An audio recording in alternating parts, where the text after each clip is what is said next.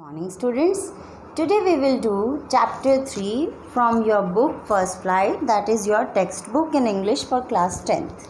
So already we have done part 1 of chapter 3, that is his first flight. Now this is the turn to do the second part. Let me show you black aeroplane. So let us come to the story first. Let me show you the text first. This is the black aeroplane, page number 37, the black aeroplane. Okay, so before moving to the story, let us understand the black aeroplane, written by Frederick Forsyth.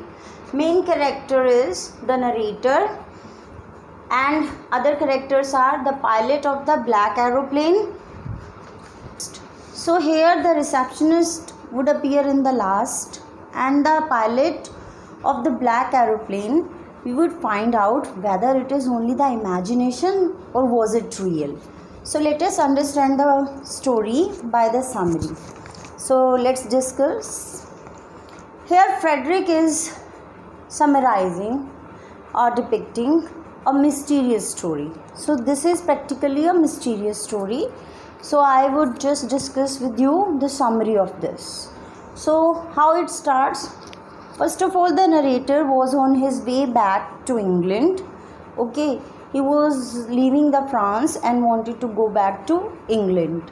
Okay, he was having a plane, Dakota DS-088, which was his plane. So he was hoping to have a good English breakfast with his family because it was the Christmas celebration time, and he was very enthusiastic and very eager to meet his family back home. So while flying his old Dakota DS-088, as I have told you, this was his plane, he saw great storm clouds ahead of him. So the dark clouds, huge and black like mountains, make it impossible for the narrator to see outside. Because of the storm, the compass and radio also stopped working. The narrator was unable to establish contact with the Paris control room for guidance and assistance because he just left the Paris. He was not having the enough fuel to go back and take a round or go anywhere else. He was just headed towards England. The narrator found himself lost in the storm. So now this is a turn to the story. What happened to him? He just then saw another aeroplane without lights on its wings. So the lights on the wings of the aeroplane indicates the indicators, like they are the indicators. So now the pilot of the black aeroplane waved his hand to the narrator and signaled to follow him. The narrator was glad to see another plane. He obediently followed the pilot since his compass and radio went dead. Moreover, there was not enough fuel in his tank either. So he was desperate that how he would just come out of the situation. With the help of the other pilot, the narrator landed his plane safely. So somehow he just landed very safely. Okay, so what he did next? He later went to the receptionist to find out about the other plane. He wanted to thank the pilot for saving his life, but the lady at the reception counter informed the narrator that there was not other plane flying in the sky that night. His plane was the only plane which was flying.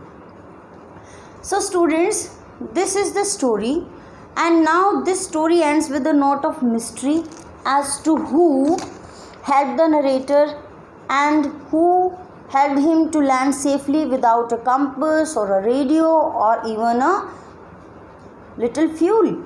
So who was the mysterious and strange pilot who came to his rescue? So this story compels us to think as to what really happened. So this is a mysterious story. It's a fictitious one. So you can read out. It is interesting also. You can just read out the whole story, come up with your own idea and even you can write your own views regarding that. What do you think? It was the mere imagination, or was the aeroplane really was there? So what do you think about this story? You can write it to me. And moreover, this story also helps us to build up the imagination, curiosity, and somewhat a little frustration when he was in the storm. So there is a blend of emotion in this story. So with this story, we are ending the chapter 3. I hope you would do the question answers in your fair notebook very fairly. If you want to find out your own question answers, you are very welcome to that. If you have any puzzle and doubt, you can ask me. And with this, I just bless you.